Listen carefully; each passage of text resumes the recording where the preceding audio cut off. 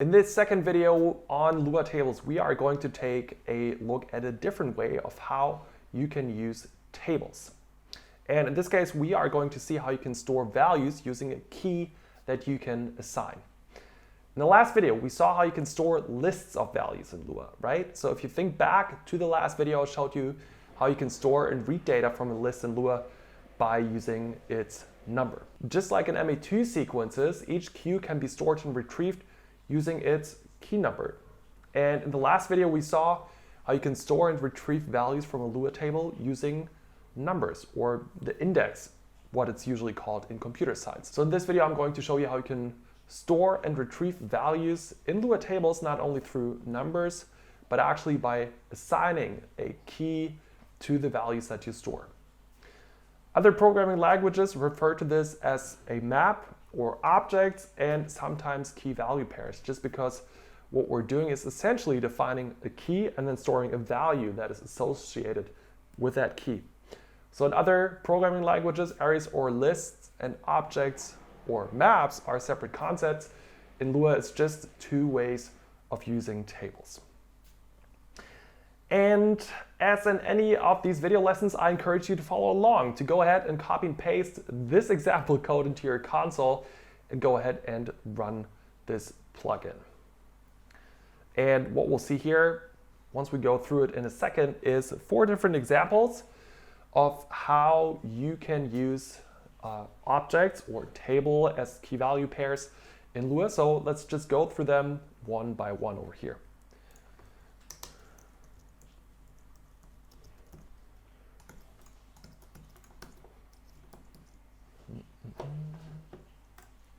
Going to call this maps.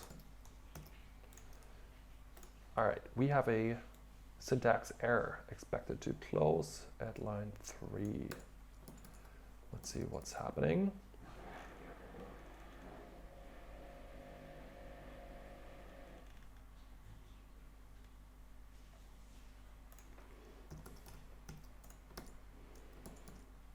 All right, let's store this into maps. Looking good. And I'm actually going to go back to this window over here.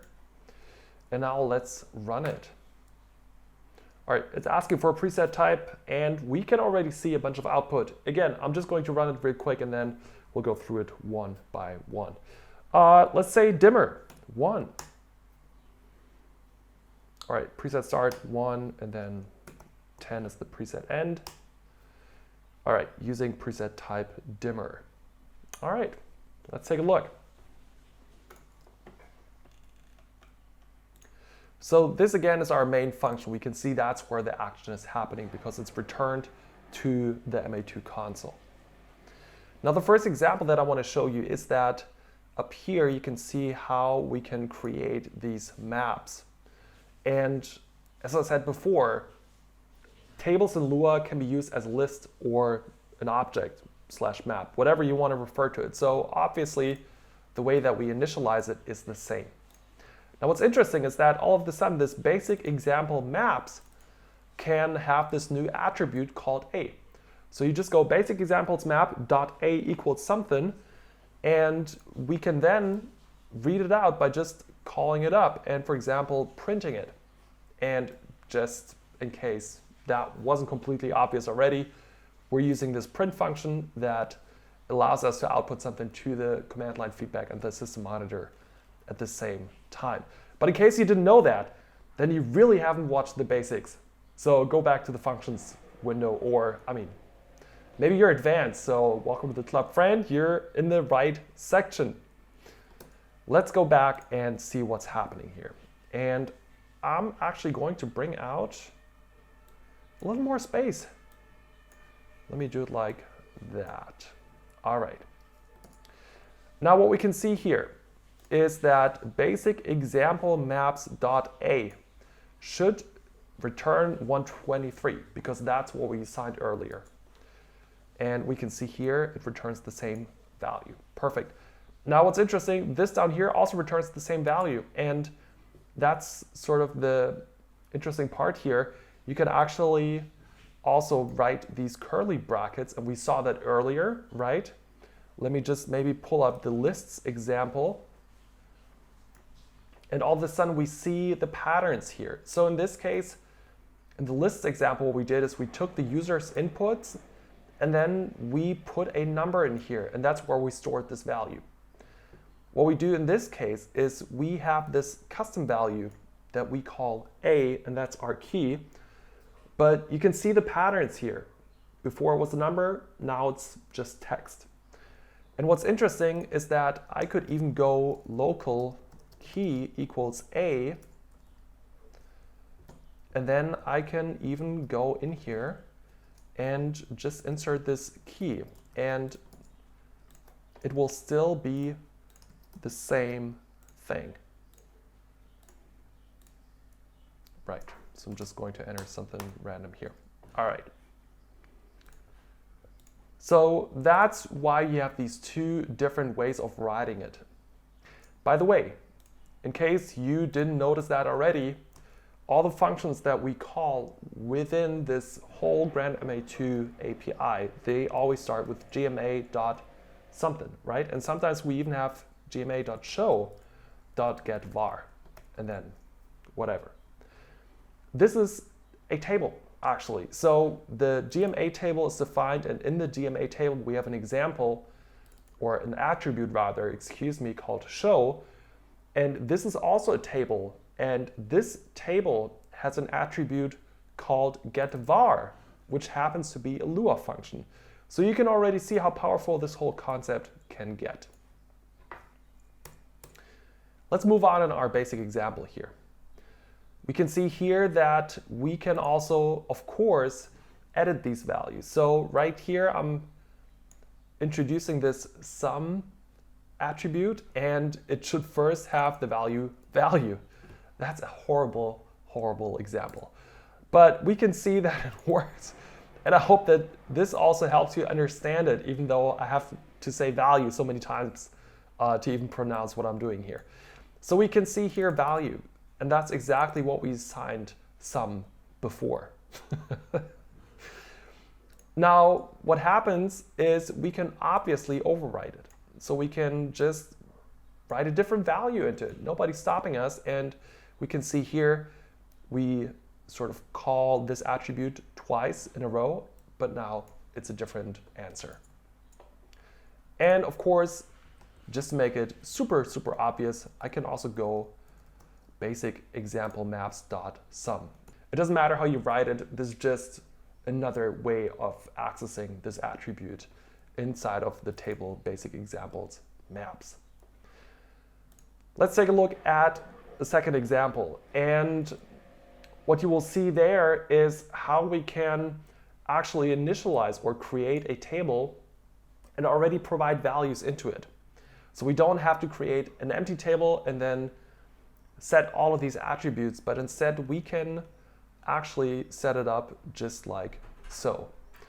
And you can also see here, again, just like before, we had the two different ways we could just go dot attribute, and then we could also use these square brackets and write out the key.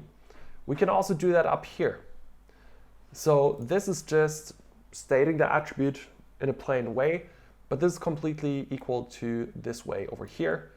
And as we also saw before, you can even use a variable. And this might be a little confusing, but just keep in mind what a variable is. It's just a container that contains a value. So up here, it just says the text dimmer, so that's going to be your key. Once we assign a key to this variable, all that this does is insert the value of that variable as the key. So this is essentially just saying position. And it just goes to show that you could, for example, also create massive objects by using a loop, for example. So you can completely assemble these keys in an automatic fashion if that ever is a use case that you need. So that's the second thing of how you can actually create a table that behaves more like a map or an object in Lua. I will show you how I usually like to use this kind of a preset types map or table in just a second. But before we get to that, I want to get to a third example. Now, usually or originally, I thought that you can actually print the key value pairs of any table with I pairs, but that's actually not true. That only works for lists where you start with the number 1 as the key and then have all of these items follow sequentially. I know it's a bit quirky, and that's definitely not how many people recommend it, but I did find a good way of how we can go through a map or an object in Lua. And the reason why I'm saying that is because this function over here is a great example of how you can use maps in Lua. You can actually, if you find yourself in a position where your plugins prompt a few values from a user before they do their thing, which is often the case in my plugins, what you can do is you can group all of these user prompts in one function and then have that function just return a table with all of the input values that you then use to call all of the functions of your plugins that do the magic. And that's what I like to do to just keep the main function really short and very descriptive.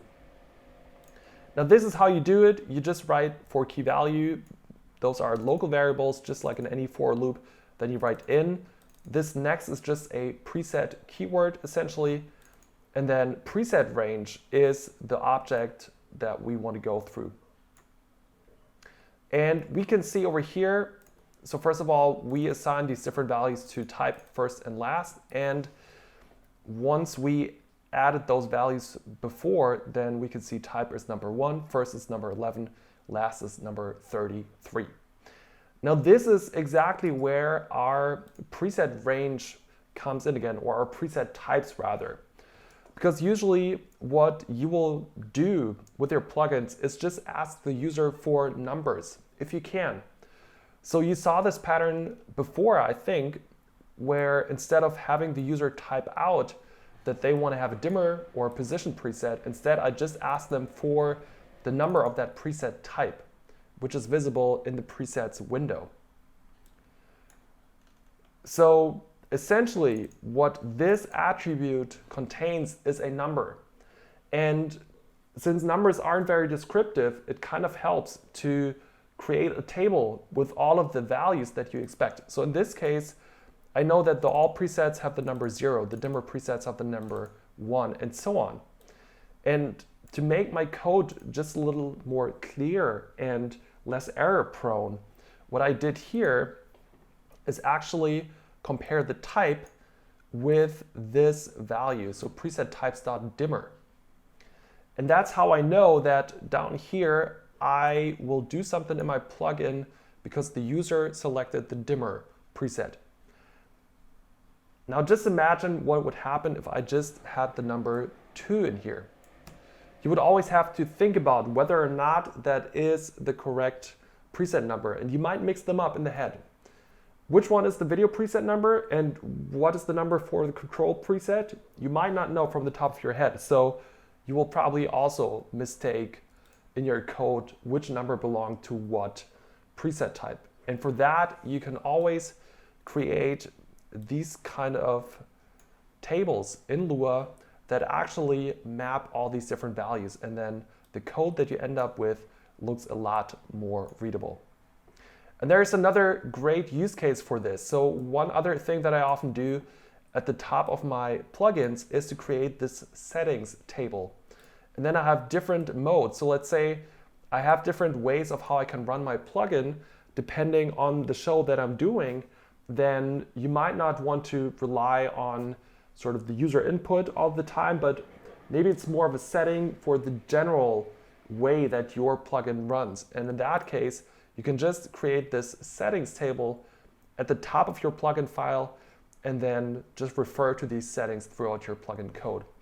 And by putting it at the top of your plugin code, it will later be really easy to actually go in here, and then just change this one setting, for example, to true, and then you're on your way. We will see more about this trick in the video on the debug function, so be sure to check that out as well. There you can really see what I mean with a setting, something that's controlling a general behavior of your plugin and not so much belongs to the user input that you constantly ask from your plugin users. And that's tables for you. So to summarize, there's two different ways of how you can use tables in Lua. You can use them as a list, or an array as it's usually referred to, or you can use them as a map, an object, essentially just a key value pair. And that's really great for preferences, for settings, for creating different values that you then can compare the user input with.